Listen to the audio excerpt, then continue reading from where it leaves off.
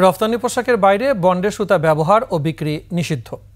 তবে সিরাজগঞ্জ, নরসিংদী ও নারায়ণগঞ্জে এই অবৈধ সুতা বিক্রি হচ্ছে বছরের পর বছর ধরে। এই সুযোগে হাজার হাজার কোটি টাকা হাতিয়ে নিচ্ছে একটি চক্র। সহকর্মী স্বপন মির্জা ও রবিউল ইসলামকে সঙ্গে নিয়ে আব্দুর রাজ্জাকের ক্যামেরায় সুতার চোরাই বাজার নিয়ে বিস্তারিত জানাচ্ছেন আলী আহমেদ। সুতার চোরাই বাজারে চিত্র ক্যামেরায় ধারণ করতে ভোরের আলো ফোটার আগেই ২১ টেলিভিশন হাজির সিরাজগঞ্জে। বেলকুচির চালা এলাকায় দেখা যায় খোলা ট্রাকে আনা হয়েছে ভারতীয় অবৈধ সুতা। এবার আমরা আরও এগুতে থাকি। এনায়েতপুর সিরাজগঞ্জ সড়কের খামার গ্রামে এসে পেয়ে যাই একটি বড় কাভার্ড ভ্যান ভর্তি অবৈধ সুতা, যা আনলোড করছেন শ্রমিকরা। এই সুতাটা কোথায় থেকে আনছেন আপনারা? আমরা আনি। কে আনছে? আপনি তো বললেন ফোন করে। না, আমি তো বললাম যে সুতা ব্যান্ড আসে, মহাজনরা নেয় এগুলা ডেলিভারি দিয়ে। একই সময় সুতা নামে গোপালপুর বাজার, শাহজাদপুর সহ অন্তত ২০টি স্থানে সিরাজগঞ্জের অবৈধ সুতার ব্যবসা নিয়ন্ত্রণ করে বাবু সরকার, ইব্রাহিম, ইসমাইল হাজি, হাশেম হাজি, হাকিম হাজি, আজিজুল সহ একটি শক্তিশালী চক্র।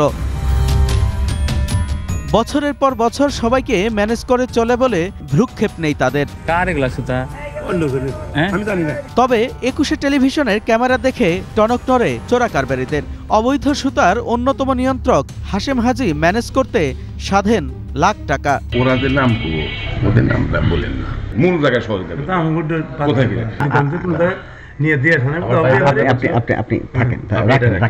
সিরাজগঞ্জে যে অবৈধ সুতা পাওয়া যায় তা সরবরাহ হয় নরসিংদীর মাধবদী, নারায়ণগঞ্জের গোপালদী ও টানবাজার থেকে।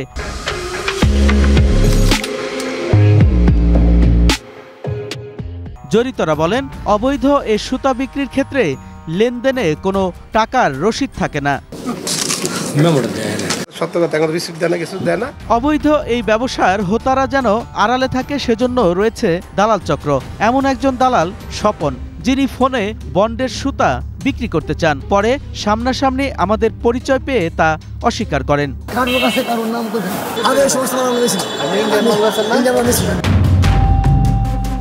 একটি কাভার্ড ভ্যানে ২২ টন সুতা থাকে।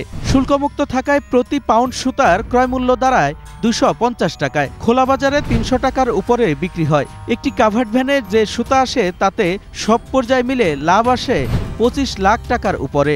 আর ৩৫ শুল্ক কর না পাওয়ায় সরকার প্রতি পাউন্ডে প্রায় ১০০ টাকা ভ্যাট বঞ্চিত হয়। একটি কাভার্ড ভ্যানে যে সুতা থাকে তাতে ভ্যাট ফাঁকির পরিমাণ দাঁড়ায় ৪০ লাখ টাকার উপরে।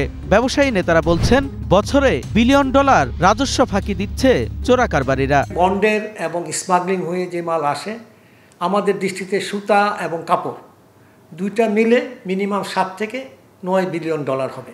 ৭ বিলিয়ন ডলারের ভিতরে মনে করেন ৩ থেকে ৪ বিলিয়ন ডলার হুন্ডির মাধ্যমে গেছে। দ্রুত এই চোরা কারবারিদের বিরুদ্ধে ব্যবস্থা নিয়ে দেশীয় তাঁত ও সুতা ব্যবসাকে রক্ষার দাবি সংশ্লিষ্টদের। আলী আহমেদ, ২১ টেলিভিশন, ঢাকা।